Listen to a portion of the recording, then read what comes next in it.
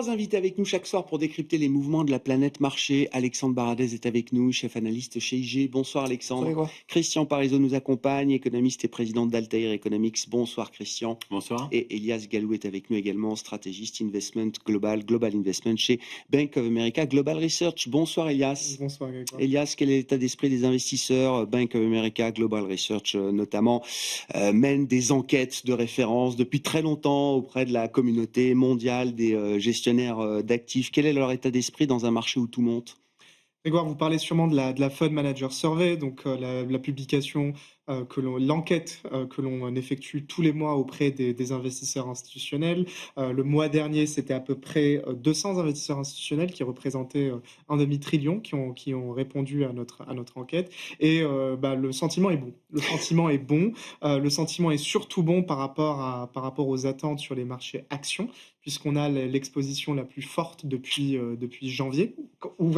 Rappelez-vous janvier qui était un moment aussi extrêmement bon, le sentiment était quasiment euphorique. En revanche, les anticipations sur la macro ne sont pas euphoriques. On a davantage d'investisseurs qui pensent que l'économie mondiale va ralentir au cours des 12 prochains mois que l'inverse. Donc, le sentiment sur les actions est optimiste, le sentiment sur la macro, je dirais qu'il est neutre. Et tout ça, en fait, si on doit réconcilier, il y a une tendance micro qui fait que les investisseurs sont extrêmement optimistes sur les actions, c'est évidemment l'intelligence artificielle qui pousse le sentiment à la hausse. Comment vous analysez, vous, en tant que stratégiste et les équipes avec lesquelles vous travaillez, Elias, comment vous analysez ce sentiment? Alors, vous avez un baromètre, Ouais. alors c'est Greed and Fear, je sais pas, je me souviens plus de la terminologie Oui. chez Bank of America. Mais est-ce qu'on est dans une zone d'exubérance qui pourrait justifier peut-être un peu de prudence, au moins à court terme? Donc, vous faites référence au Bull and Bear Oui, Indicator. Bull and Bear. L'indicateur Pardon. Bull and Bear. En fait, l'indicateur Bull and Bear, c'est assez simple. C'est une sorte de baromètre, une horloge. Ouais. Lorsque ce baromètre monte au-dessus de 8, ça signifie que les investisseurs sont trop exubérants et que c'est un moment qu'il faut vendre, en tout cas qu'il faut se positionner de manière défensive. Tout le monde est à l'achat, donc il y a plus d'acheteurs marginal potentiel. Qui reste. Très clair. En revanche, et surtout, l'allocation, par exemple, cash est basse. Il y a plein d'indicateurs qui sont encapsulés par le Bull and Bear. Et effectivement, le Bull and Bear indicateur est notre meilleur indice de sentiment général de marché qui se base sur le positionnement, sur le prix, sur par exemple ce qu'on appelle les technicals, à quel point le marché du crédit est favorable, est serré. Et le sentiment en fait n'est pas exubérant. Sur l'échelle de 0 à 10, il est à 6,5, on l'a actualisé en ce jour, il est à 6,5 parce que en fait, les sentiments est peut-être exubérant sur les États-Unis, sur les marchés US, il l'est pas sur le reste du monde. Je comprends. Donc on a quand même des investisseurs globaux qui sont conscients des risques, qui sont protégés dans une certaine mesure et qui ne sont pas dans une euphorie extrême à ce stade, si je comprends bien. Et je pense que pour répondre à votre question, il faut distinguer 3 catégories d'investisseurs. Les investisseurs institutionnels américains, les investisseurs retail individuel américain et les investisseurs et le reste du monde. Voilà, très bien. Les internationaux. Je travaille pas pour une banque américaine pour rien, bien sûr. Et les internationaux. Si on voit en fait les investisseurs institutionnels, les données de marché montrent que leur allocation sur les marchés actions et même leur sentiment, il n'est pas exubérant. On est à un niveau à peu près de 6 sur une échelle de 0 à 10. Lorsque l'on voit en revanche les investisseurs retail, les individuels, les ménages américains, c'est eux qui poussent le marché à la hausse. Si vous regardez juste les données de la Réserve fédérale américaine, vous verrez que l'exposition action dans le portefeuille financier des ménages, il est de 31%. En 2000, il était de 25%. Et le point haut historique pré-2025, c'était 68%, quand il était à 29%. Donc les ménages américains n'ont jamais été aussi exposés au marché action. Et c'est eux qui poussent il y a une vraie dichotomie entre les professionnels et les particuliers, effectivement, avec des particuliers qui sont devenus un acteur important du marché et qui font le marché aujourd'hui. Alors, Christian. Juste un petit point, parce que pour compléter ça, c'est si vous regardez l'enquête du Michigan, les ménages qui ont le moral et qui résistent le mieux, ce sont ceux qui ont un portefeuille plus d'actions. Tu parles. Et par contre, tous les ménages qui n'ont pas de portefeuille action sont en pleine déprime. Donc ça prouve aussi que ça a des impacts macroéconomiques. C'est pas neutre, entre guillemets, ce qu'on appelle l'effet richesse, qui est toujours difficile à isoler. Mais en tout cas, ça joue en partie. Et ça rejoint après un autre élément, c'est que si le marché action commence à corriger, attention à la consommation des ménages américains. parce que là, on va avoir véritablement un pessimisme qui va s'installer pour l'ensemble de la population. Bon, Alexandre, tout monte. Enfin, déjà, on dressait le constat ces derniers jours, mais c'est vrai, si vous croyez au thème de l'IA, les actions chinoises, asiatiques, américaines vous permettent d'en profiter à plein. Si vous préférez la value, les small caps, le thème des infrastructures, l'Europe est un super terrain d'investissement aujourd'hui. Si vous avez peur de la dégradation macroéconomique aux États-Unis, boum, la Fed sera là demain pour nous sauver. Si vous avez peur des niveaux d'endettement dans le monde, vous avez l'or qui va signer la meilleure performance de l'année. Tout le monde est servi. Et même si vous avez de l'argent, que vous voulez spéculer sur les entreprises les moins rentables, et les plus shortées ou autres, vous avez des rallyes qui ressemblent à ceux qu'on avait post-Covid quasiment. Mais, je reviens sur ce que vous disiez, c'est vrai que les niveaux post-Covid, en gros, on est sur les multiples de valorisation aujourd'hui sur l'SP 500 par rapport aux bénéfices anticipés qui sont les mêmes que ceux qu'on avait post-Covid. Sauf qu'à l'époque, la liquidité des banques centrales venait d'inonder le marché, les bilans de banques centrales avaient doublé en l'espace d'un an.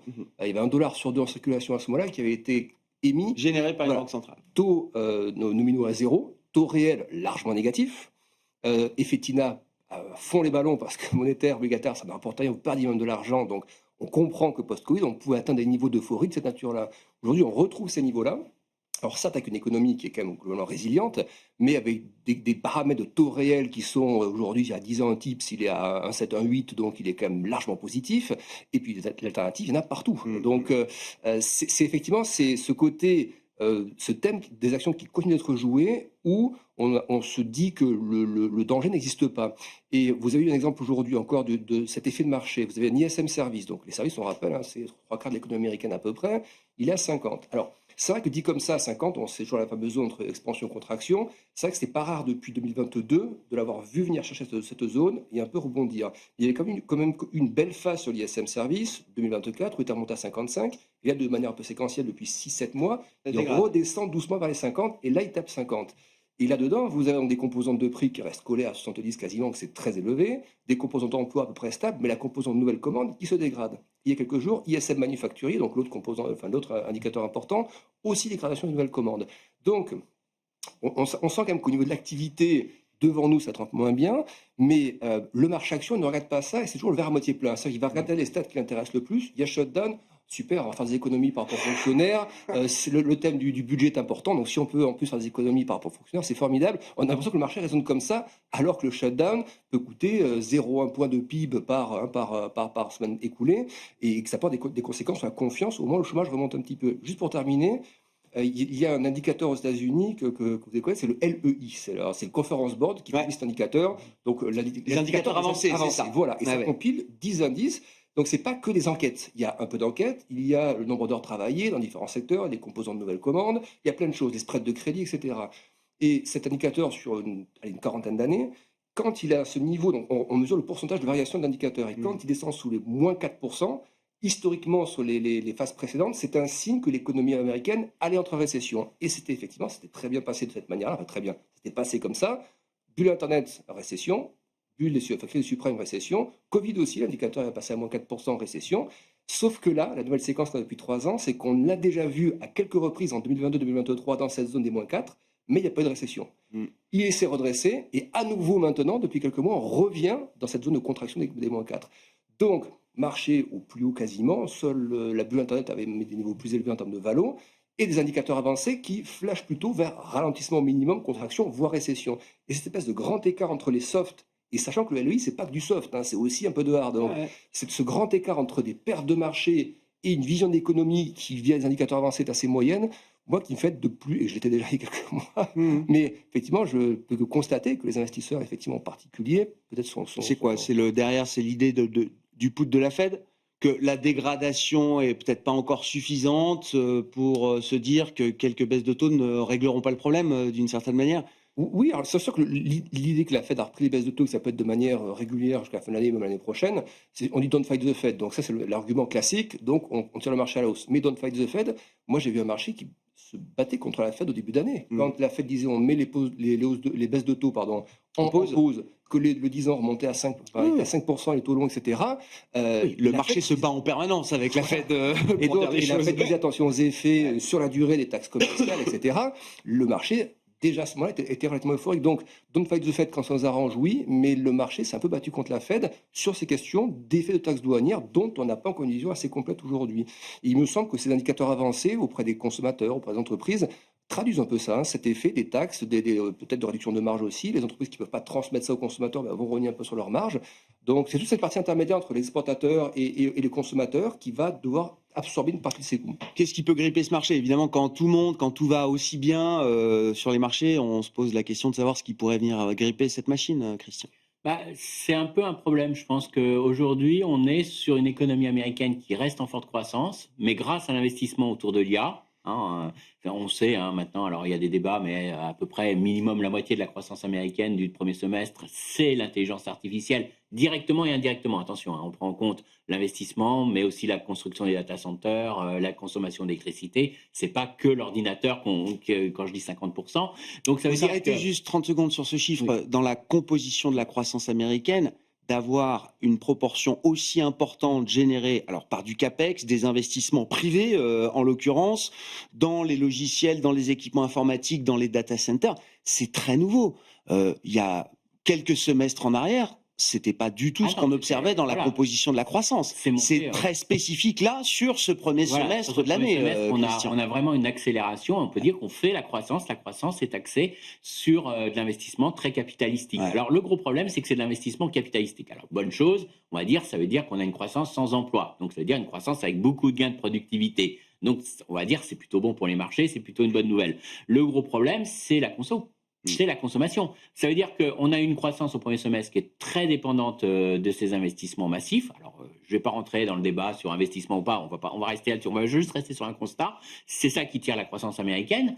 Ça veut dire que derrière, on a un marché de l'emploi qui se fragilise. Et ça, c'est là où est le talon d'Achille. C'est-à-dire que derrière, vous avez des secteurs qui commencent à perdre des emplois, qui commencent à licencier. Et c'est pas des créations d'emplois dans le secteur technologique et plus particulièrement dans la thématique de l'IA qui va compenser ces pertes d'emplois que l'on a. Puisque même si on somme derrière, si on fait la composante emploi de ces investissements autour de l'intelligence artificielle, la courbe remonte légèrement, mais ça n'a rien à voir par rapport à ce qui est en train de se passer dans le reste. Donc en gros, les seuls secteurs qui créent des emplois aujourd'hui, c'est la santé et tout ce qui est assistance sociale. Bon, ça là-dessus, Trump va taper dessus à partir de l'année prochaine. C'est une des raisons du shutdown d'ailleurs. Ouais. C'est ce débat autour de ça. Mais grosso modo, on sait que ça va fortement ralentir dans les prochains mois. Ça va se retourner. Et puis, on a d'autres secteurs, par contre, qui sont vraiment, ils commencent à perdre des emplois. D'ailleurs, si on commence à parler de légère destruction d'emplois au total, c'est qu'il y a des secteurs qui commencent à licencier. Alors, on a commencé dans un premier temps, on n'a pas ajusté les emplois parce qu'on était dans une situation de sous-effectif.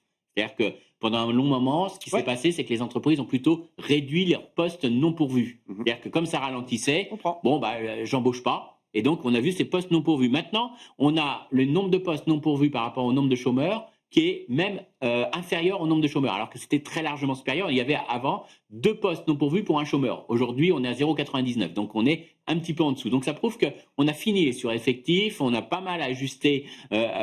Donc maintenant, ça veut dire que si ça continue de ralentir, c'est l'emploi qu'on va attaquer. On va commencer à avoir les licenciements. Donc la vraie question, moi, que je trouve assez incroyable, c'est que Wall Street ne se pose pas la question, est-ce qu'il n'y a pas un problème sur la consommation ? C'est-à-dire qu'on nous a dit pendant des années et des années que l'économie américaine, c'est avant tout le consommateur américain, que la croissance américaine, c'est le consommateur américain. Alors, sauf si vous pensez que tout ce qui est investissement sur l'IA va continuer, voire même s'accélérer, à un moment donné, il va bien falloir quand même qu'on trouve du relais de croissance dans le consommateur américain. Et le gros risque que vous avez aujourd'hui, c'est quand même un consommateur américain qui est sous pression. Il paye plus cher son électricité à cause de l'IA. Il a plus de hausse de salaire parce qu'il sent que c'est très difficile de trouver un emploi. Vous avez l'enquête de la Fed de New York qui indique, qui interroge les ménages américains de savoir si vous perdez votre emploi, quelle est la probabilité que vous retrouviez un travail. Et là, on est au plus bas depuis que cette enquête. Donc ils commencent à s'inquiéter pour leur job et pour la capacité, leur capacité à retrouver un emploi. Ils savent que s'ils perdent. Et d'un seul coup, on a l'enquête ADP qui nous montre encore que les personnes aujourd'hui, les salaires ralentissent assez nettement. Donc on va dire c'est super, il n'y a pas d'inflation, il n'y a pas de risque boucle prix-salaire. Oui, c'est bien pour la Banque centrale, mais ce n'est pas du tout bien pour la consommation. Donc moi, ce que je trouve incroyable, c'est cette résilience des marchés à vouloir regarder que l'IA, que l'investissement, qu'une croissance qui se maintient, que des gains de productivité, sans se poser la question, mais qu'est-ce qui se passe sur le consommateur américain ? Donc là, on a complètement mis de côté le consommateur américain. Et moi, je pense que la faille du scénario de Wall Street, parce que le scénario un peu idéal de Wall Street, c'est un léger ralentissement de l'économie américaine. Quelques baisses de taux. Voilà, une inflation qui va pas perdurer, qui va peut-être un petit peu monter à cause des droits de douane, mais que c'est ponctuel, ça va rechuter parce que ça va pas durer. Et derrière, une banque centrale qui baisse les taux. Donc j'ai la croissance, pas d'inflation et baisse de taux. Donc forcément, je vais plus haut. Mais on oublie complètement le consommateur américain. Où est le consommateur américain? Moi, je pense que c'est là où, s'il y a une mauvaise surprise, c'est vraiment là qu'il va falloir se focaliser. Bon, et c'est là où il y a quand même 3 mois très forts de vente au détail. Oui, je dis pas le contraire. À travers l'été. Je dis pas que le consommateur américain va pas d'un seul coup arrêter de consommer. Ouais. Parce que ce qui se passe, c'est qu'on voit que pour l'instant, la crise, elle touche qu'une petite partie de la population. Là où le taux de chômage remonte, c'est sur les 25 ans, les moins de 25 ans. Hein, donc, on a vu, ça a vraiment remonté très vite. Pourquoi? Parce que les jeunes, ils sont concurrencés par l'IA, on n'en embauche pas, les entreprises ont arrêté d'embaucher. Donc, les gens qui veulent rentrer sur le marché du travail, ils ne trouvent pas d'emploi. Par contre, les gens qui sont en poste, ils gardent leur emploi. Et en plus, la Banque centrale vient de baisser ses taux, donc ça va peut-être un petit peu alléger la charge des crédits à la consommation. Donc ça soutient la consommation. Je ne dis pas le contraire. Donc pour l'instant, on n'est pas. Mais ce qui va faire le basculement, comme toujours aux États-Unis, c'est lorsqu'on va avoir les entreprises qui vont commencer à licencier. Comme jusqu'à présent, on était en sous-effectif, on ne licenciait pas malgré le ralentissement économique. Mais quand vous avez vos carnets de commandes qui commencent à véritablement être mal orientés, quand vous avez de l'incertitude sur l'avenir et que vous n'êtes plus en sous-effectif et que vous commencez à dire va peut-être être commencé, j'ai des hausses de coûts, en plus les droits de douane, pour l'instant, j'arrive pas à le répercuter dans mes prix de vente, c'est moi qui le prends sur mes marges et ça augmente mes coûts de production. À ce moment-là, peut-être que je vais commencer à avoir l'emploi qui va réagir. Donc, c'est pas pour rien que les secteurs qui se dégradent le plus, c'est les secteurs industriels, comme par hasard ce sont ceux qui payent les droits de douane et qui n'arrivent pas à remonter leur prix de vente. C'est pas pour rien. La dernière enquête qu'on a eue aussi, on a beaucoup de chefs d'entreprise qui disent qu'ils n'arrivent pas à répercuter les hausses de droits de douane aux consommateurs américains. Donc, finalement, peut-être que la consommation va résister un petit peu encore quelques mois, mais la clé, c'est on ne peut pas avoir une dégradation du marché du travail et être super optimiste pour le consommateur américain. Donc, à un moment donné, ça va se retourner et c'est ça qu'il faut surveiller de très près. Bon, ça veut dire quoi, Elias? Le marché a raison d'imaginer que la Fed va baisser ses taux, continuer de le faire, y compris à travers l'année 2026. Là, on parlait de la bataille permanente entre les marchés et la Fed. Comment on explique ce positionnement avec un discours quand même de Jérôme Powell qui essaye de rester équilibré entre l'inflation et le marché du travail? Au-delà de la question est-ce que la Fed va baisser ses taux conformément aux anticipations de marché, c'est-à-dire en gros 110 points de base au cours des 15 prochains mois, je pense que ce qui compte le plus, c'est est-ce que les baisses de taux qui se produisent et qui vont se produisent dans une phase de réaccélération de l'économie ou dans une phase de décélération. Ouais. Là, on a eu un débat sur le consommateur américain. Je pense que ce qui se produit peut-être d'une manière un peu pour offrir la big picture sur le consommateur américain, en fait, il n'y a plus qu'un seul type de consommateur américain. Il y a 2 types, au moins. Il y a en fait ceux qui détiennent des actions, ceux qui font partie du top 20% du consommateur des ménages, et il y a le reste qui ne détiennent pas des actions ou justement qui subissent l'inflation core qui reste qui reste proche de 3%, mais où on a vu les prix d'énergie, de l'électricité en particulier qui montent de 6% en rythme annualisé dans certains endroits des États-Unis, ces mêmes endroits où sont installés les data centers qui vont alimenter l'intelligence artificielle. Et justement, tant que le fort, entre guillemets, reste fort, ça ira bien pour les marchés. Top 10, 15, 20% qui représente la majorité de la consommation aux États-Unis aujourd'hui, plus de 50% de la consommation. Exactement. Ouais. Et nous, à Bank of America, donc on a la partie recherche, mais on a aussi l'Institute qui a accès à la partie en fait des cartes bancaires, des paiements bancaires de notre banque de détail aux États-Unis. Et c'est exactement ce qu'ils voient. Ils voient justement que le top quintile de la population, la croissance de la consommation de cette partie accélère, voire que la croissance de la consommation de tout le reste décélère. Donc une économie à 2 vitesses, ou en tout cas 2 histoires, 2 mondes derrière cette croissance américaine, c'est ça? Absolument, c'est pour ça qu'aujourd'hui, si vous comparez Wall Street à Main Street, c'est 6 fois, Wall Street représente 6 fois Main Street. Donc on voit bien que c'est une économie à 2 vitesses. Si vous comparez par exemple le produit que le top 10, 0,1% adore, Ferrari, l'action Ferrari, avec le produit que le top, la partie, 50% les plus modestes, Dollar General, qui est un peu un store discount. Un prix unique, quoi. Enfin, on appelait ça prix unique à l'époque. Vous voyez le cas parfait qui se produit depuis 2020. Donc, c'est deux économies. Et là, ça rend le marché vulnérable ? Parce que ces histoires de cas, on en a eu plein pendant la post-Covid, les reprises en cas, etc. Un secteur repart et pas l'autre. Ça rend le marché beaucoup moins profond. Et ça crée des fortes inégalités de performance entre un secteur de la tech qui a doublé depuis 2 ans. Gagne tout, quoi. Et le reste des secteurs qui sont dans une performance qui est correcte, mais qui est pas... Qui pâtit de la performance de la tech. C'est surtout ça. Maintenant, là où je rejoins l'inquiétude sur le consommateur, c'est qu'on voit des marqueurs de fort ralentissement de la consommation. Et moi, avant de rejoindre mon équipe il y a 3 ans, j'avais une expertise crédit.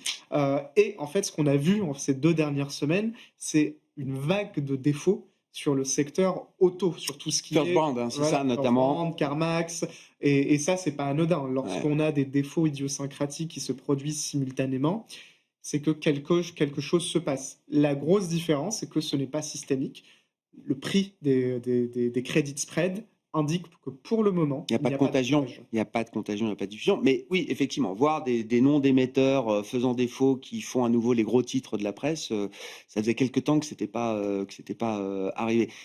Qu'est-ce qu'on surveille dans ce marché ? Alors, le thème de l'IA, est-ce qu'on est en 1996 ou est-ce qu'on est, je ne sais pas, au dernier trimestre 1999, c'est-à-dire quelques mois avant le pic, le climax de la bulle, Alexandre ?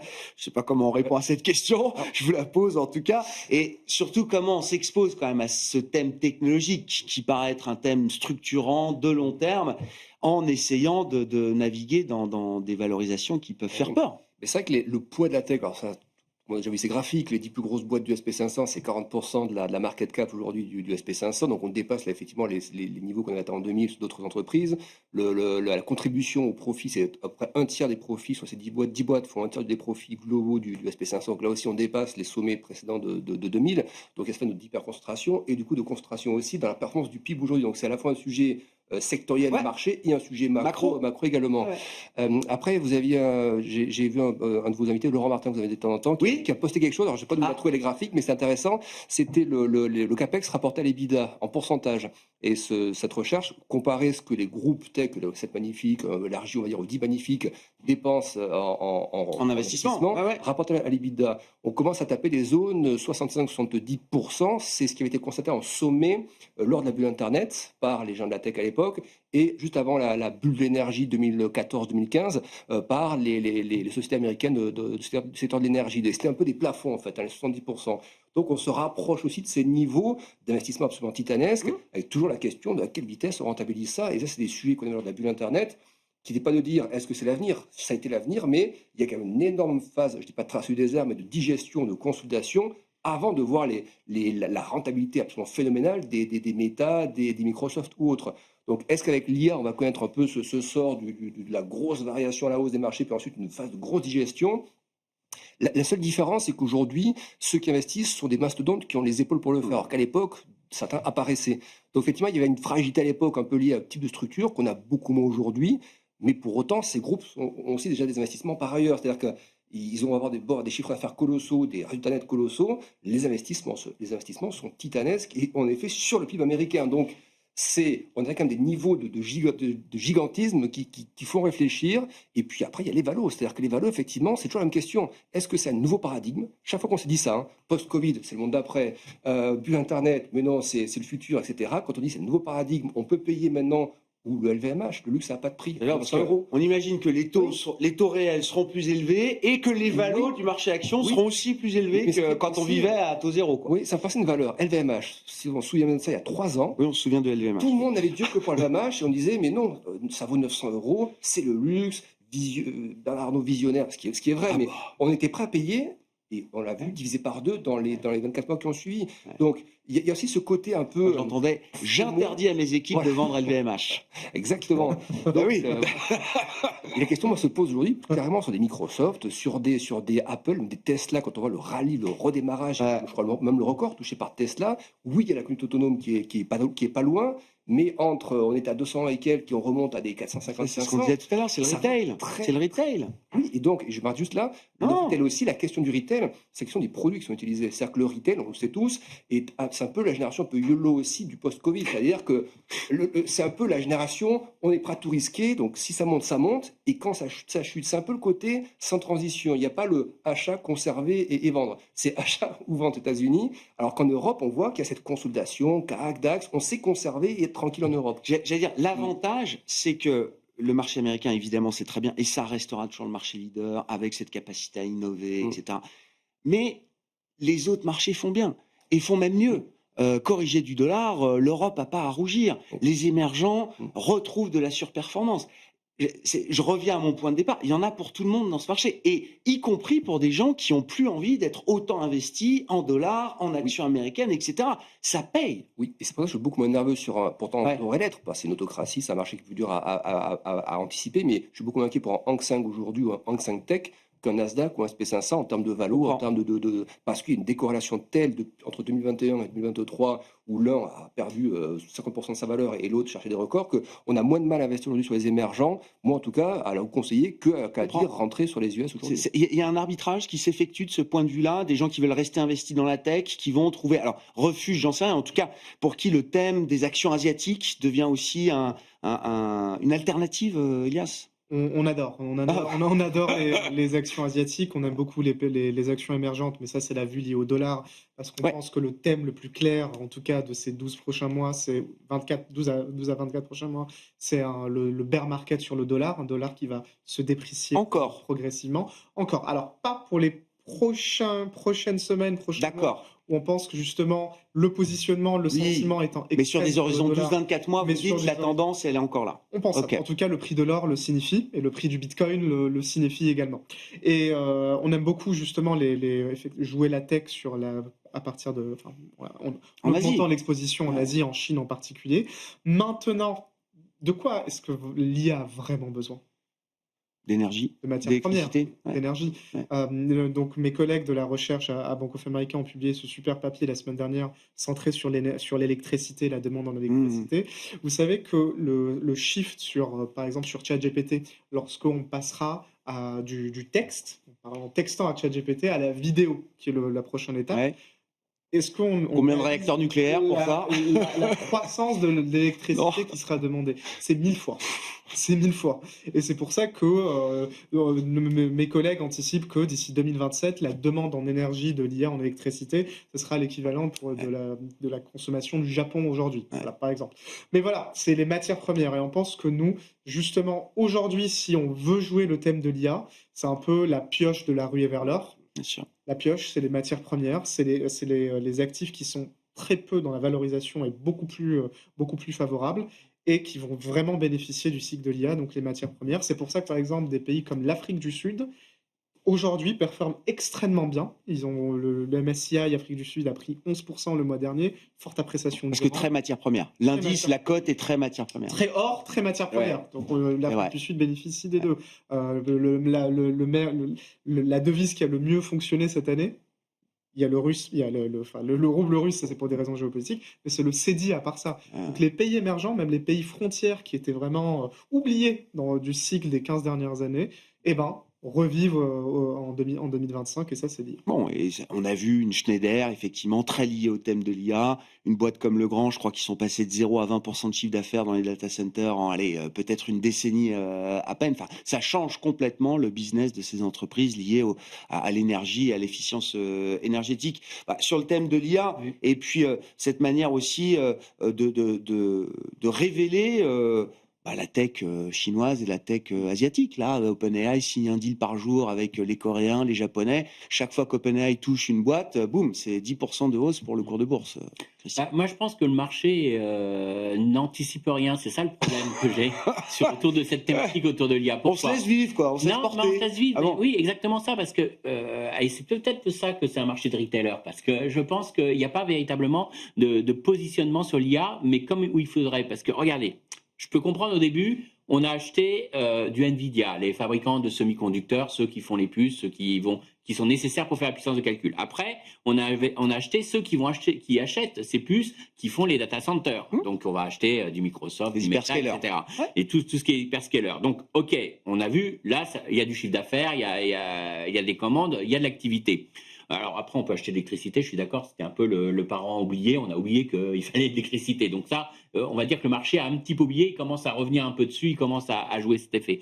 Mais la vraie question, c'est ceux qui vont utiliser l'IA. Oui. C'est les secteurs qui vont en profiter. Et là, ce qui est assez incroyable, c'est qu'on voit qu'il n'y a pas vraiment de recherche de ceux qui peuvent bénéficier, parce que très clairement, tout le monde ne va pas en profiter. Par exemple, vous êtes un magasin de distribution. Alors vous allez me dire, oui, mais l'IA, c'est formidable, ça va gérer les stocks. Mais quelle est la part dans votre valeur ajoutée de la gestion des stocks? Et puis, ils sont pas mal gérés, les stocks, chez les grands distributeurs. Oui, donc, même s'ils ont l'IA, ils vont améliorer. Mais c'est pas là, vous n'avez pas un levier. Un secteur comme la santé, je trouve, profite pas suffisamment peut-être parce qu'on nous dit que la santé, c'est typiquement un secteur qui va... un secteur qui va en profiter, mais avec des délais de déploiement beaucoup plus longs.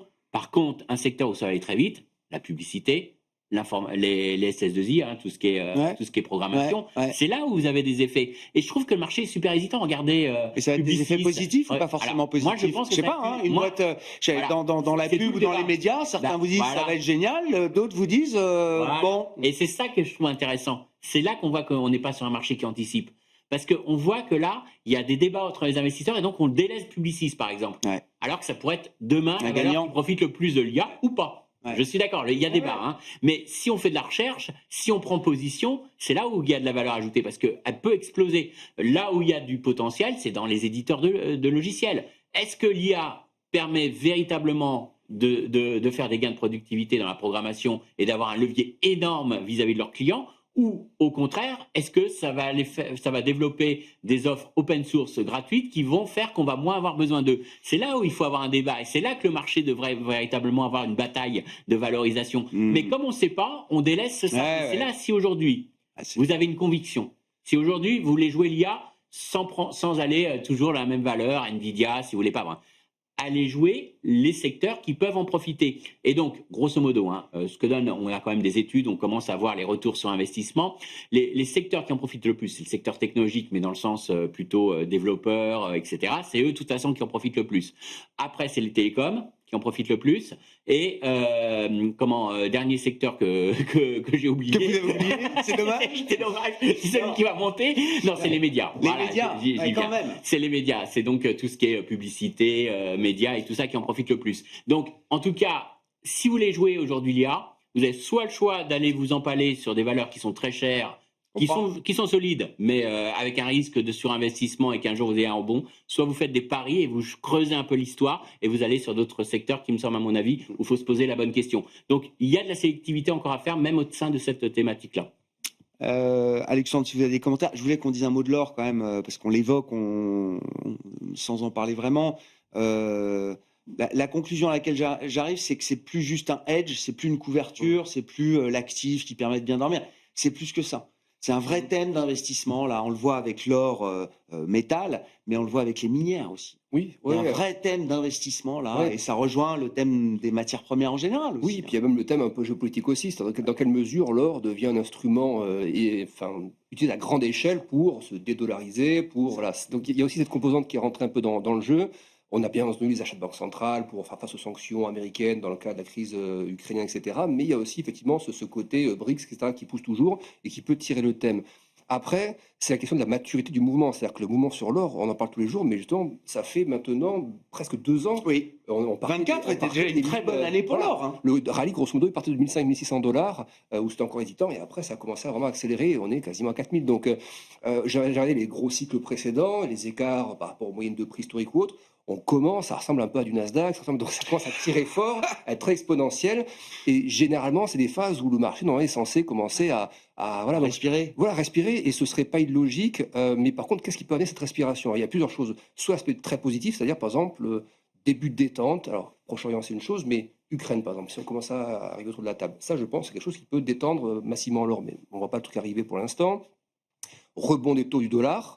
Là, au moment où on parle de shutdown, on n'est pas sûr d'avoir l'IPC américain à mi-octobre. Donc, bon, après, le dollar, il n'a pas tellement baissé en septembre, et l'or a pris encore 10%. C'est exactement ça que je veux dire. C'est que une bonne partie du rallye s'est faite alors que les taux longs américains étaient à 5%. Donc, la composante taux n'a pas beaucoup joué.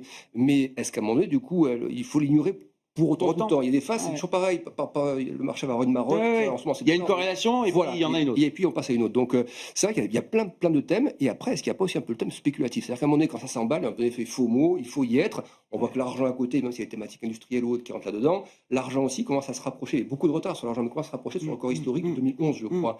Et hier, on a vu un mouvement, le dollar a à peine rebondi, de rien du tout, 0,203, moins 5 dollars, quasiment une droite sur l'or. Donc, on a vu la thématique dollar.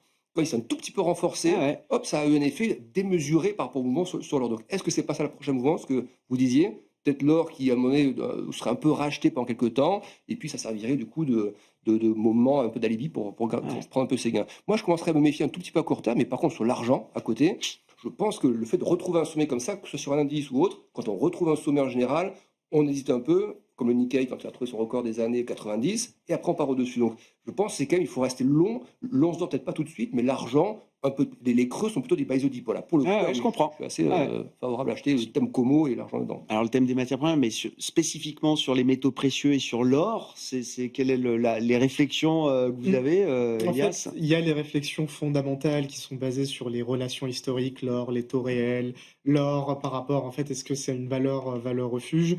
Je pense que la tendance qui est claire, c'est que l'allocation des investisseurs vers l'or, elle est orientée à la hausse. D'accord. Donc, on a commencé dans notre Global Fund Manager Survey à poser la question aux participants, quelle est votre exposition sur l'or? Et en fait, l'exposition moyenne pondérée pour les investisseurs institutionnels, c'est 2,4%. Et il y avait 39% dont l'exposition est de 0%. Ça, c'est pour les investisseurs institutionnels. Pour les clients privés, donc on a notre wealth management business aux États-Unis, ça, c'est leur allocation or, c'est 0,4%. Wow. Ah ouais, très faible. Très faible. Donc on voit qu'il y a tout à faire sur l'or. Si l'or devient en fait un actif qui est considéré comme l'ensemble des autres actifs, je pense que la capacité de hausse est difficile à quantifier juste en se basant sur les relations historiques. Après, il y a les thèmes de long terme. Et l'un des thèmes de long terme, c'est tout ce qui est tout le questionnement autour de l'indépendance de la Réserve fédérale, oui, ça joue, bien sûr. Et donc, en fait, la principale alternative à ça, c'est l'or. Vous parliez tout à l'heure du fait que l'or ressemblerait au Nasdaq aujourd'hui. Si on voit depuis 1970, il y a eu 3 grands bull markets sur l'or. Dans la première partie des années 70, au début des années 2000 et depuis 2022. On est quand même très loin de la hausse qu'on a observée, par exemple, au cours du premier... L'ampleur de la hausse est encore... je comprends. Et juste par la petite histoire, la question que vous posez dans le Global Fund Manager Survey, elle est nouvelle sur l'or? Depuis août. Ah oui, tout à fait. Intéressant. Après, pour l'or, il y a aussi un élément, il y a un acheteur qui suit pas du tout de logique, c'est les banques centrales. Oui, ils continuent d'acheter. Insensibles au prix. Ils sont insensibles au prix, c'est un choix politique, et ça, c'est un acheteur de fonds. Je ne dis pas que ça n'empêchera pas l'or de baisser, attention, je ne dis pas que ça ne ferait pas. Non, mais pour des spéculateurs, j'imagine que c'est rassurant. On sait qu'il y a des gros acheteurs derrière. On n'est pas le seul à acheter, quoi. Voilà, il y a un acheteur un peu en dernier ressort, parce qu'on veut se désensibiliser du dollar. Ça contribue d'ailleurs à la baisse du dollar, il ne faut pas l'oublier non plus. C'est un rôle aussi des banques centrales qui veulent de moins en moins avoir ils ne vont pas tout mettre en euros. C'est pas l'euro qui va jouer la valeur, et c'est plutôt l'or qui sort. Et comme c'est un tout petit marché pour ces banques centrales, forcément, c'est un effet des multiplicateurs.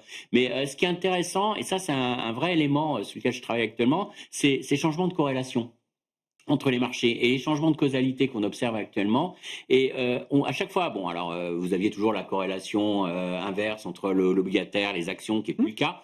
Et à chaque fois, c'est bien de reprendre toutes ces corrélations, voir en quoi elles ont changé, et de voir surtout, à se poser la question, est-ce que c'est juste une histoire de court terme, ou est-ce qu'on a un changement vraiment profonds. Et je pense que dans les changements de corrélation de l'or, je pense qu'il y a des changements profonds, ça joue. Par contre, est-ce que sur l'obligataire, on anticipe une histoire différente que sur les actions? Là, ça vaut le coup de se poser la question et de creuser le sujet. Parce que dans cette décorrélation, dans cette inversion de corrélation, est-ce que c'est soit l'image d'une bulle, et dans ce cas-là, on est clairement, c'est un signal de bulle, ou alors est-ce qu'on peut l'expliquer par une histoire différente? Et là, on a plus de mal quand même. On se dit que quand même, c'est beaucoup plus compliqué. Parce que d'un côté, on a quand même un marché action qui nous dit plus de croissance, plus d'inflation, c'est pas forcément mauvais. Hein, on peut comprendre qu'il monte là-dessus, mais parce que l'IA, bon, même vous y croyez, vous dites c'est plus de croissance, quoi qu'on en pense. Et de l'autre, on a un marché obligataire qui nous dit quand même, voilà, il y a quand même on monte parce qu'on est pessimiste quand même quelque part, et que finalement cette inflation va peut-être plutôt peser sur la croissance que d'être une inflation définitive. Donc là, on voit que on verra. Il y a les prochaines turbulences seront l'occasion de vérifier si l'obligataire très stable, redevient une valeur refuge ou pas en cas de perturbation de marché. Merci beaucoup, messieurs. Merci d'avoir été les invités de Planète Marché ce soir. Christian Parizeau, le président d'Altair Economics, Alexandre Baradez, IG, et Elias Gallou, Bank of America Global Research, étaient avec nous autour de la table.